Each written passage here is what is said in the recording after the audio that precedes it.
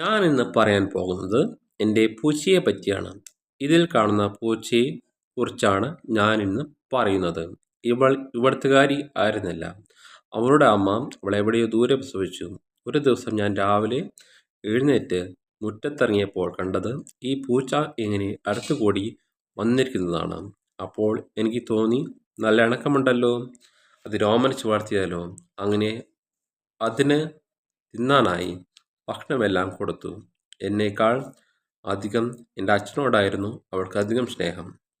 കാരണം അച്ഛൻ ഉമ്മറത്തിരിക്കുമ്പോൾ എല്ലാ സമയവും അത് കൂട്ടിനുണ്ടാകും. ഭക്ഷണത്തിനുള്ള കറക്റ്റ് സമയത്ത് അവിടെ വന്നിരിക്കും. പക്ഷേ ഈ പൂച്ചയുടെ പ്രത്യേകത ഞാൻ കണ്ടത്, ഇതിന് കൂടുതൽ ഇഷ്ടം തോന്നുന്നത് ഓന്ത്, അരണ, പല്ലി, പക്ഷികൾ, ചെറിയ തരം കൊക്ക്, അതിനെയെല്ലാം തേടിപ്പിടിച്ച് തിന്നുക എന്നൊരു പ്രവൃത്തിയാണ്. അതിനായി പാടത്തും വരമ്പത്തും പറമ്പിലും ഇങ്ങനെ നോക്കി കുത്തിയിരിക്കും. ഞാൻ ഓരോന്നിനെ ചാടി പിടിക്കുന്നതും കണ്ടിട്ടുണ്ട്. പിന്നെ വേറെ ഒന്ന് കാണാൻ കഴിഞ്ഞത്, ഈ പൂച്ചയുടെ ശരീരത്തിൽ തൊടുന്നത് അതിന് തീരെ ഇഷ്ടമല്ല. സാധാരണ എല്ലാ അണക്കമുള്ള പൂച്ചകളെയെല്ലാം നമ്മളെ തൊടാനൊക്കെ സമ്മതിക്കും. എന്നാൽ ഇത് സമ്മതിക്കില്ല. എന്നാൽ അനുസരണത്തിനൊന്നും കുറവില്ലായിരുന്നു. പിന്നെ ചെറിയ ചെറിയ പോരായ്മകളും ഉണ്ട്. നമ്മൾ അറിയാതെ ഒക്കെ തേങ്ങ ചെരുകി വെച്ച് അപ്പുറത്തെങ്ങാനും പോയാൽ പിന്നെ പാത്രത്തിൽ തേങ്ങയൊന്നും കാണില്ല, അകത്താക്കിയിരിക്കും.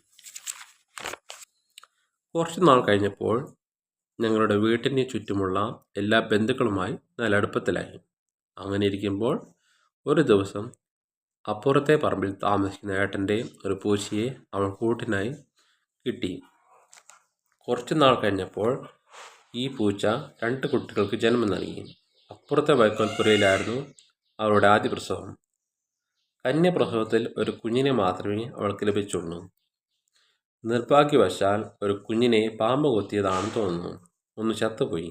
അങ്ങനെ ആ കുഞ്ഞിനെ പാല് കൊടുത്ത് വളർത്തി വലുതാക്കി. ആ കുഞ്ഞു വലുതായി ഇപ്പോൾ അതും പ്രസവിച്ചു.